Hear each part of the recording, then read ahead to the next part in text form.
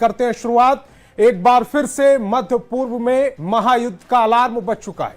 America के राष्ट्रपति Donald Trump ने ईरान पर इकोनॉमिक डी-डे का ऐलान किया है, जो तेहरान ने इसे सीधा आर्थिक आतंकवाद करार दिया है। उधर पेंटागन ने रिकॉर्ड 2.25 लाख करोड़ का नया मिसाइल प्लान चालू कर दिया।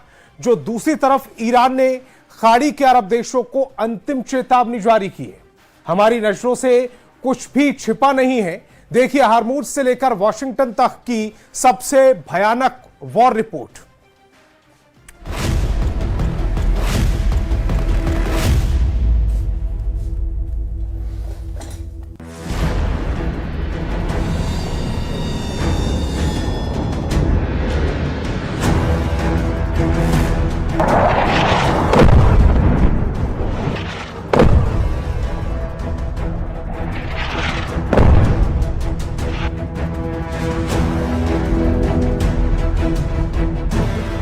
आज मध्य पूर्व से लेकर वॉशिंगटन तक और तेहरान से लेकर फारस की खाड़ी के तमाम अरब देशों तक बारूद की ऐसी गंध फैल चुकी है जिसने पूरी दुनिया की अर्थव्यवस्था और वैश्विक शांति को एक ऐसे मोड़ पर लाकर खड़ा कर दिया है जहां से वापसी का रास्ता बंद दिखाई देता है। अमेरिका के राष्ट्रपति डोनाल्ड ट्रंप ने ईरान के खिलाफ जिस इकोनॉमिक डी-डे का ऐलान किया है, तेहरान ने उसे सीधे शब्दों में आर्थिक आतंकवाद करार दिया है। इधर पेंटागन ने रिकॉर्ड 22.9 बिलियन डॉलर यानी करीब 2.25 लाख करोड़ रुपए का एक ऐसा सीक्रेट मिसाइल और डिफेंस प्लान चालू कर दिया है जिसने साफ कर दिया है कि अमेरिका ईरान और रूस के साथ एक लंबी विनाशकारी जंग की तैयारी में उतर चुका है। वहीं दूसरी तरफ ईरान के नए सशस्त्र बल प्रमुख मेजर जनरल अली अब्दुल्लाही ने फारस की खाड़ी के तमाम अरब देशों को अंतिम चेतावनी जारी करते हुए कहा, हमारी नजरों से कुछ भी छिपा नहीं है। अगर अमेरिकी सेना को मदद की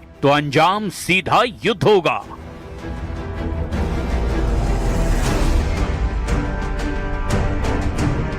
अमेरिकी प्रशासन का दावा है कि नई आर्थिक घेराबंदी से ईरान की रीढ़ तोड़ दी गई है।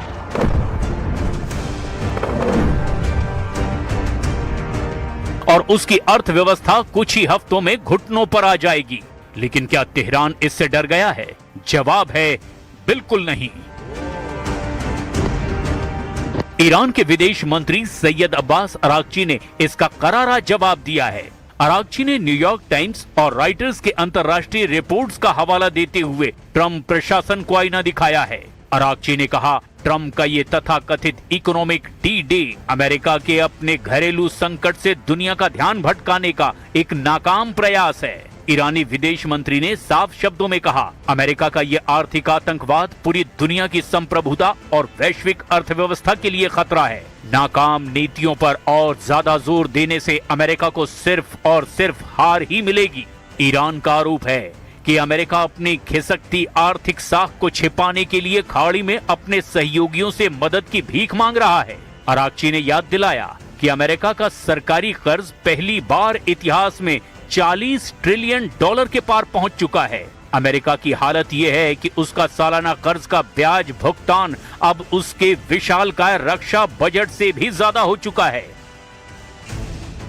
ईरान युद्ध को लगभग 175 दिन होने वाले हैं। 5 महीनों से ज्यादा की जंग में इस वक्त ट्रंप बुरी तरह से फंस गए हैं। एक तरफ हॉर्मूज पर ईरानी गदर है तो वहीं दूसरी तरफ अमेरिका के बेहद महंगे और एडवांस MQ-9 ड्रोन को ईरानी सेना और हूथी लड़ाके कीट पतंगों की तरह हवा में मार रहे हैं। लंबी जंग से कराह रहे अमेरिकी सैनिक आपस में ही एक दूसरे पर खूनी हमले कर रहे हैं और खुदकुशी तक कर रहे हैं।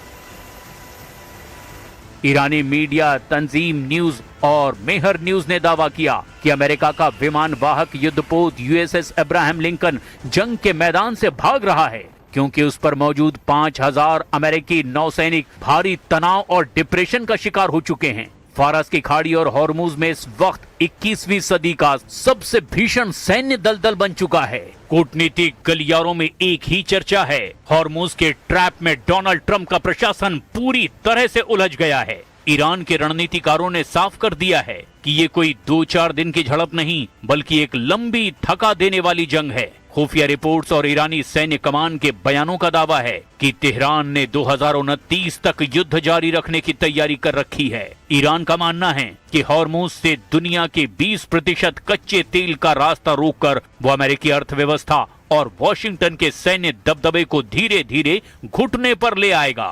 कुल मिलाकर ईरान युद्ध ट्रंप के लिए कोड़ में खाज बन चुका है, जहां सिर्फ और सिर्फ अमेरिका को भारी नुकसान हो रहा है।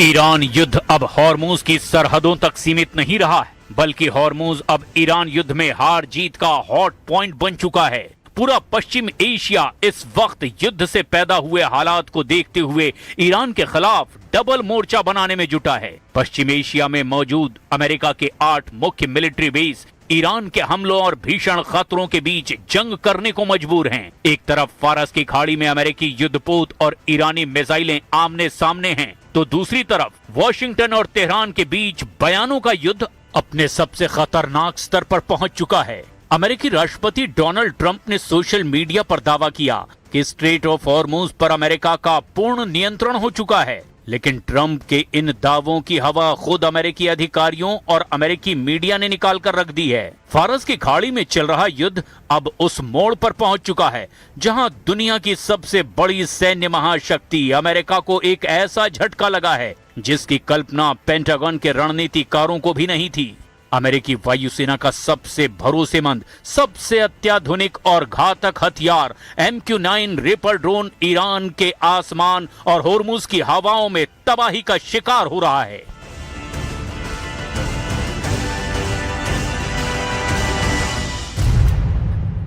वॉशिंगटन पोस्ट की एक सनसनीखेज रिपोर्ट के मुताबिक ईरान के साथ जारी इस जंग में अमेरिकी सेना ने अब तक अपने कुल MQ-9 रिपर ड्रोन बेड़े का लगभग 1/4 हिस्सा यानी 25% गंवा दिया है। आंकड़ों की भाषा में समझें तो कम से कम 45 महंगे रिपर ड्रोन या तो मार गिराए गए या फिर तकनीकी खामियों की वजह से क्रैश हो चुके हैं। ये नुकसान केवल एक ड्रोन का गिरना नहीं, बल्कि अमेरिका के 1.3 अरब डॉलर यानी लगभग 11,000 करोड़ रुपए से ज्यादा के सैन्य साजो सामान का धू धू कर जल जाना है। युद्ध शुरू होने से पहले अमेरिकी वायुसेना के पास करीब 165 और अमेरिकी मरीन कॉर्प्स के पास 20 रिपर ड्रोन सक्रिय सेवा में थे, लेकिन इस जंग की आग इतनी भीषण रही कि महज कुछ महीनों के भीतर ही अमेरिकी एयरफोर्स की फ्लीट घटकर मात्र 135 के आसपास रह गई। पेंटागन के लेफ्टिनेंट जनरल डेविड टैबर ने अमेरिकी सीनेट में अपनी गवाही के दौरान इस भारी नुकसान पर गहरी चिंता जाहिर की, लेकिन सवाल ये उठता है कि दुनिया का सबसे हाईटेक माना जाने वाला ये हंटर किलर ड्रोन इतना आसानी से निशाना कैसे बन गया। पहली वजह है उड़ान की गति और ऊंचाई। MQ-9 रिपर एक प्रोपेलर चालित ड्रोन है। ये बहुत तेज गति से नहीं उड़ता और जासूसी के लिए इसे अक्सर कम ऊंचाई पर मंडराना पड़ता है। ईरान के पास मौजूद अत्याधुनिक सरफेस टू एयर मिसाइल यानी SAM डिफेंस सिस्टम और इलेक्ट्रॉनिक वॉरफेयर यूनिट्स के सामने ये धीमी गति का ड्रोन एक सॉफ्ट टारगेट यानी आसान शिकार साबित हुआ। दूसरी वजह है संचार का टूटना। अधिकारियों के मुताबिक सभी 45 ड्रोन मिसाइलों से नहीं गिराए गए। ईरानी सेना के उन्नत इलेक्ट्रॉनिक जैमर्स ने अमेरिकी ऑपरेटर्स और ड्रोनों के बीच सैटेलाइट लिंक को काट दिया, जिससे कई ड्रोन बेकाबू होकर समंदर और रेगिस्तान में क्रैश हो गए। एक तरफ ट्रंप अपने मतदाताओं से विदेश में अंतहीन युद्धों को समाप्त करने का वायदा कर रहे हैं, तो दूसरी तरफ ईरान के साथ ये जंग अब बीतते दिन के साथ साथ ज्यादा खर्चीली होती जा रही है। पेंटागन और ट्रंप प्रशासन ने अमेरिकी कांग्रेस से युद्ध के खर्चों और खाली होते रक्षा भंडारों को फिर से भरने के लिए 67 अरब डॉलर यानी लगभग 5.6 लाख करोड़ रुपए के आपातकालीन सप्लीमेंट्री पैकेज की मांग की है। अमेरिकी रक्षा मंत्री पीट हेग्सेथ के मुताबिक केवल सितंबर के अंत तक ही इस युद्ध की लागत 37.5 अरब डॉलर तक पहुंच जाएगी और इसमें ईरानी हमलों में क्षतिग्रस्त हुए अमेरिकी सैन्य ठिकानों की मरम्मत का खर्च शामिल नहीं है।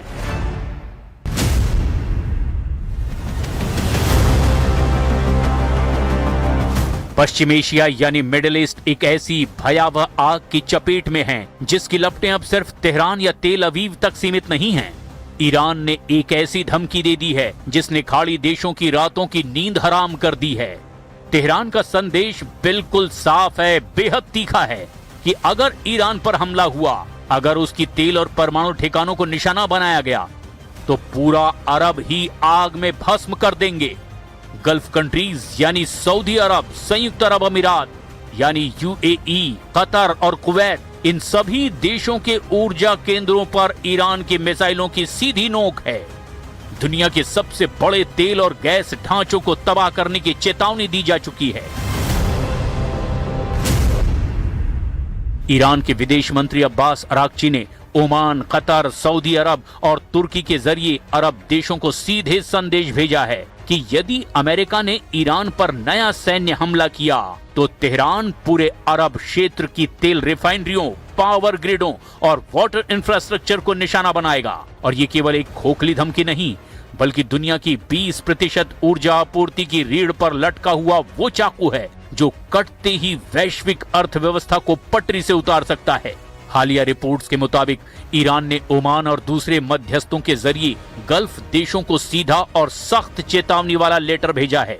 इस चेतावनी का लब्बो-लुआब ये है कि अगर गल्फ देशों ने अपने एयर स्पेस या फिर अपनी जमीन का इस्तेमाल अमेरिका या इजराइल को ईरान पर हमला करने के लिए करने दिया तो तेहरान उन्हें अमेरिका का सहयोगी मानकर उनके रिफाइनरीज, गैस पाइपलाइनों और पोर्ट्स को फूंक डालेगा।